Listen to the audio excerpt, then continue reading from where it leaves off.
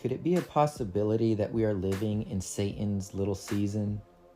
If you don't know what this is, it is the time after the 1,000-year reign of Christ and Satan has been released to deceive the nations once more.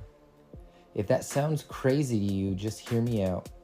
It sounded crazy to me at first as well. But let's consider the fact that Jesus had literally told those standing in front of him that some would not taste of death till they saw his return. There are many more verses that just don't make sense if we have been waiting for over 2,000 years after these things were spoken. When I had first heard about this, I thought that a lot of people were just saying that the reason they believed this was because of all the wonderful architecture that had been left behind.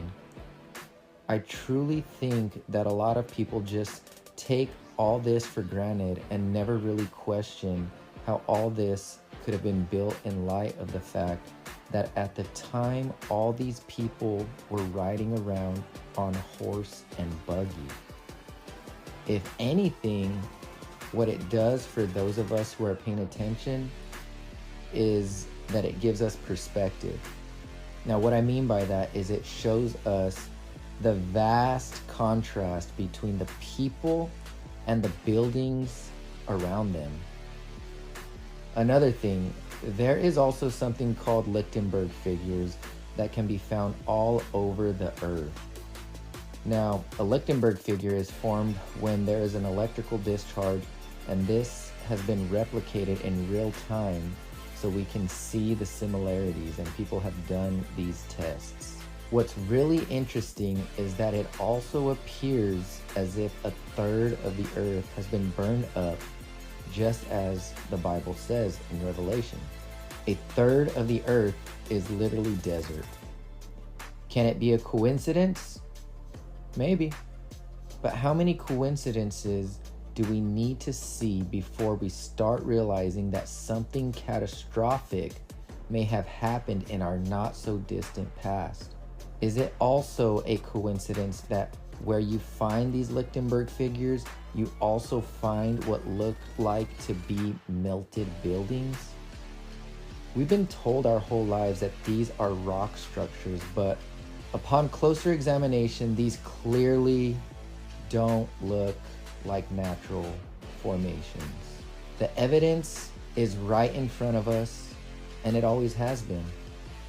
The problem is that we've never known what we were looking at up until now. And once it's pointed out to you and you see it, you can no longer unsee it. There is also historical proof from first century writers who recorded many miraculous events that happened at that time.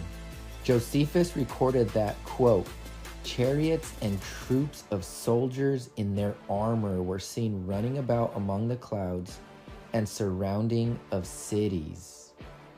Another historian named Tacitus recorded, and I quote, in the sky appeared a vision of armies in conflict, of glittering armor. Another historian, Josephon, recorded also, and I quote, moreover, in those days were seen chariots of fire and horsemen, a great force flying across the sky near to the ground, coming against Jerusalem and all the land of Judah, all of them horses of fire and riders of fire. This would seem an incredible account if it was only stated once. But here I have presented 3 accounts outside of the biblical account that seem to support events mentioned in the Bible that come to pass at the destruction of the Temple of Jerusalem in 70 AD. The Bible states that out of the mouth of 2 or 3 witnesses, a thing is established. Guys, this has always been around us and in front of us. We just never knew what we were looking for, or we never knew what we were looking at. If we don't know our past, then how can we know our present or our future?